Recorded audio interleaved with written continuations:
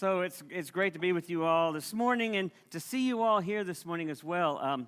Advent is one of my favorite times of the year. I suppose it is my favorite time of the year, largely not so much because it is about Christmas, although that sort of was the thing for a long time as kids.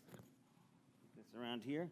But also, I think now more because of what Advent really represents. Advent, Christmas, Epiphany, it really, to me, represents how the journey begins. Now, we think oftentimes of Christians as being sort of identified, the Christian faith being identified around the idea of resurrection. I think that's kind of the way I always learned it when I was in the evangelical church, and I think maybe many of us learned it that way as well.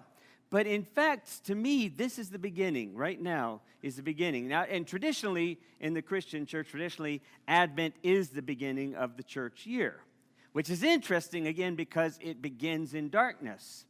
It begins instead in a time of waiting, in a time of anxiety, in a time of sort of oppressiveness and stress and worry. And if you think about where the angels appear, they're always saying this same thing, right? They're always saying, do not be afraid. They're always addressing the immediate emotion that's going on for a lot of people. I would think that fear is not an uncommon emotion in our country right now, in our world right now, in our time. I would think also brokenness and anxiety in this difficult time because holiday seasons are always a challenging time, whether we've lost a loved one recently or lost a loved one in the past, or whether or not we've actually even experienced that. There's so much anxiety around this time of year. And so much anticipation in terms of expectation, right? Like everything's got to be beautiful. Everything has to be perfect. The gifts, I hope they love the gifts they get. That sort of thing. It stresses this idea that everything hinges on something. And it's into the midst of that we begin this whole Christian journey or this whole journey of spirituality that I like to refer to it in that way. My notes just disappeared. Here they come again. All right. So one of the things that Carl Jung said, I think we'll pull it up here.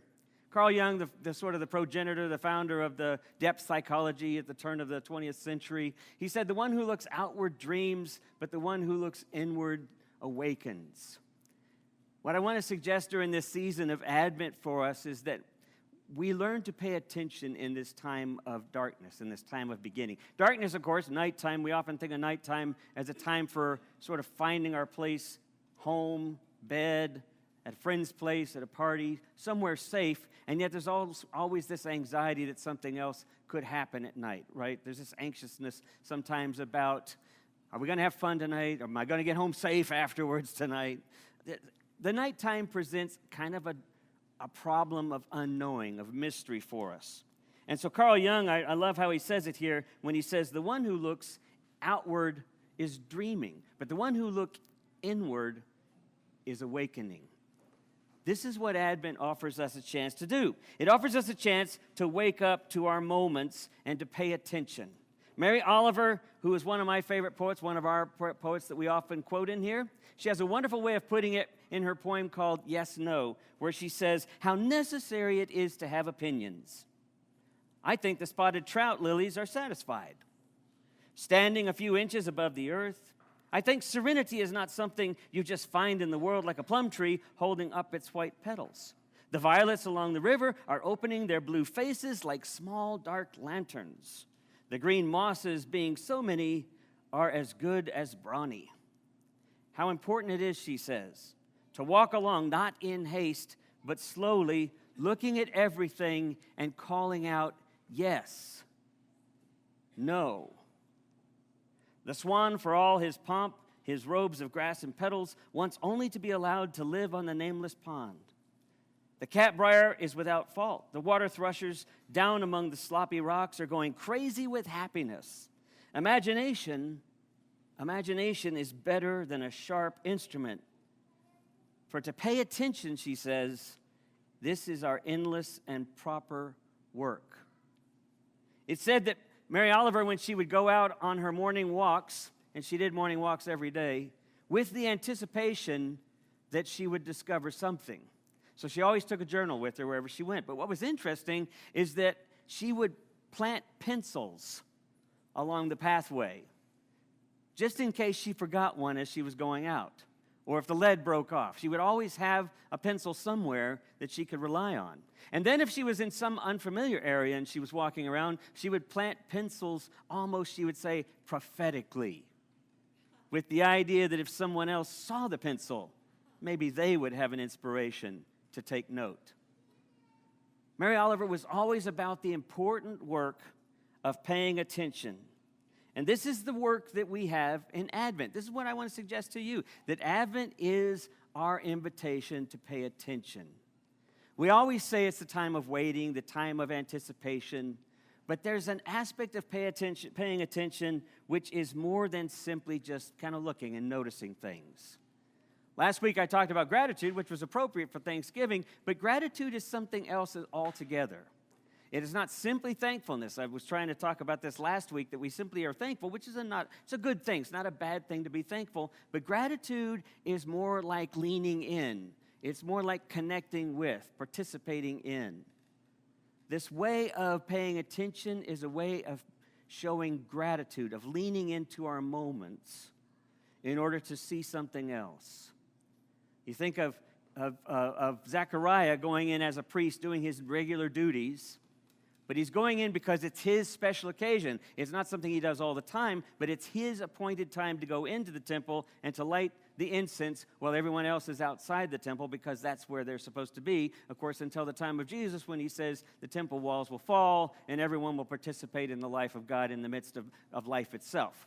He kind of transforms all of that. But for this story, Zechariah's task is to go in and light the incense, to pay attention. And as he's lighting the incense, I love the phrase, unannounced, an angel appears. And I'm wondering, how else do angels appear? Do they come with great warning, or a note maybe in the mail on Friday at 7 o'clock, an angel will appear. Hope you're there. Instead, it's unannounced, which is the way in which gratitude opens us up, which is the way in which participating in our tasks with a sense of how important and sacred these moments are, something appears, something unexpected, because we're paying attention.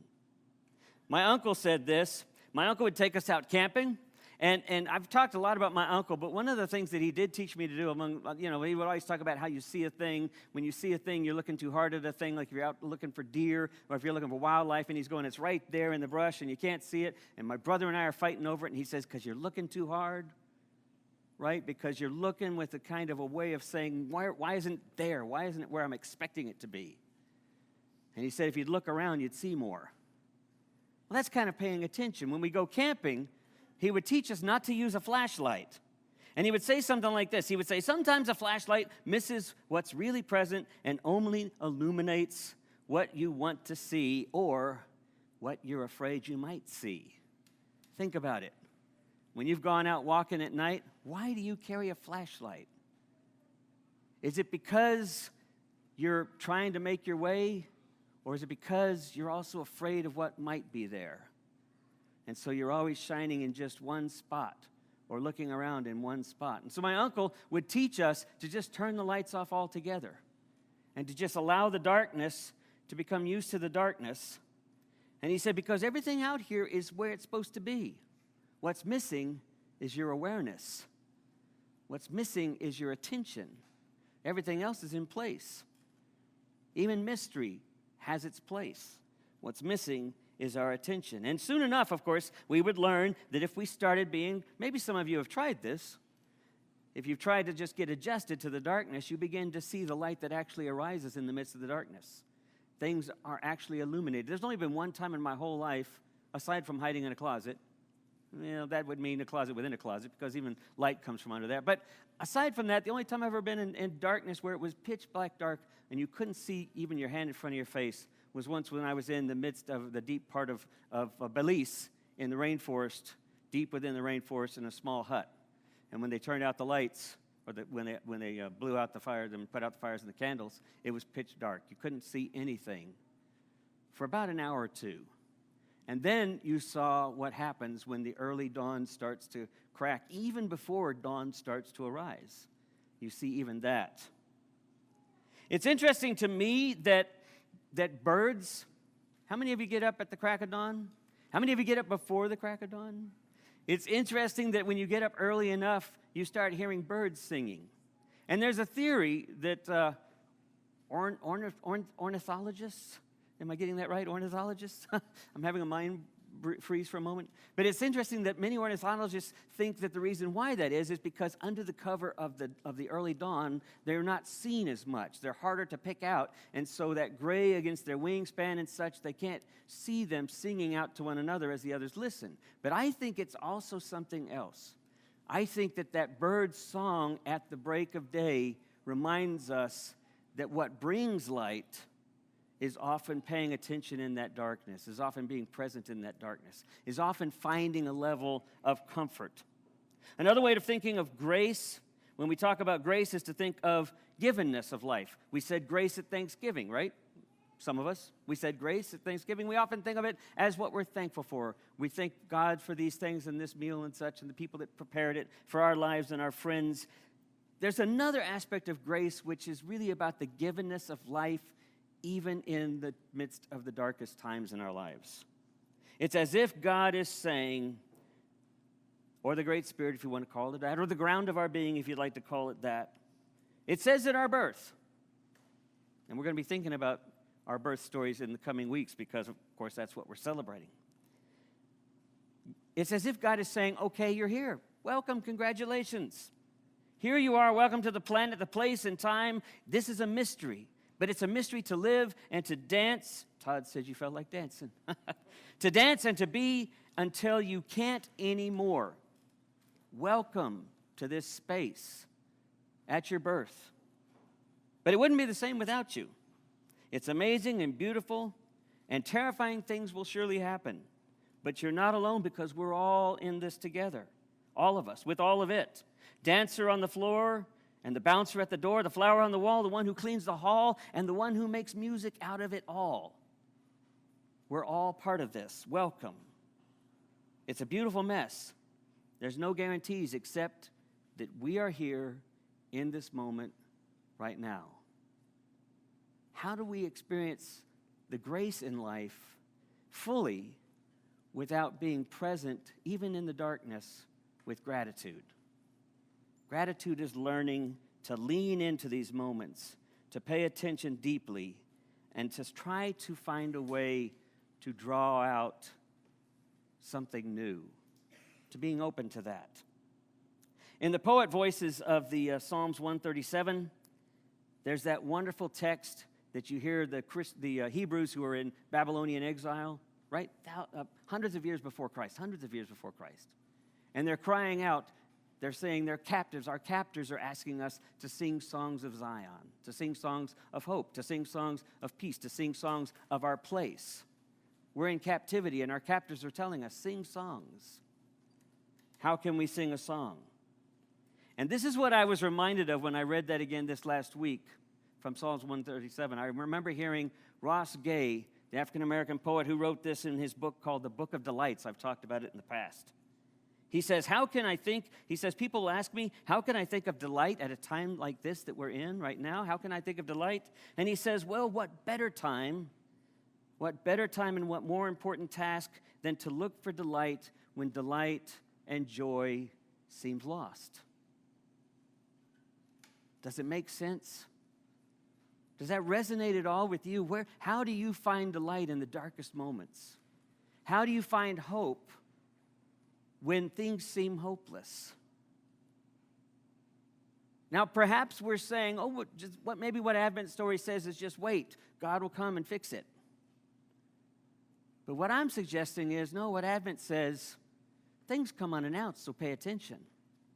Even in the midst of some of the hardest times, gratitude is leaning into it with curiosity, leaning into it with open-heartedness, which is the same phrase, the actual root phrase for the word courage. Did you know that? Open-heartedness. Lean into the moments to allow life and light to even find you in the midst of darkness. That's what Advent asks us to do. That's what Advent gives us the chance to do. Just two chapters after the poet had mentioned his angst in 137, we go to Psalms 139, and what does it say? Wherever you go, I'm already there.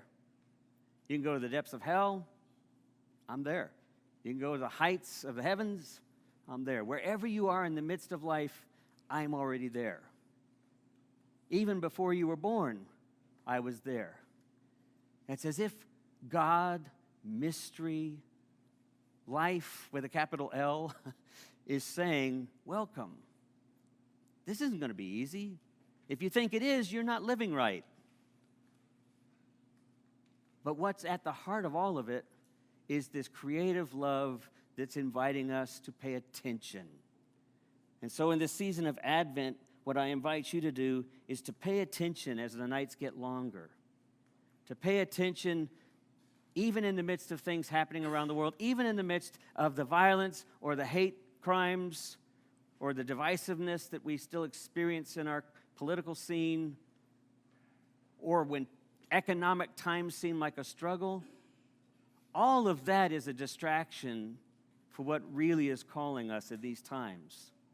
Unannounced, waiting for us to just be present enough to wake up and to see it. So, we wait with curiosity and with hope and with deep connective gratitude. Take a journal, plant some pencils, start taking a walk around the block. Pretend you're a poet.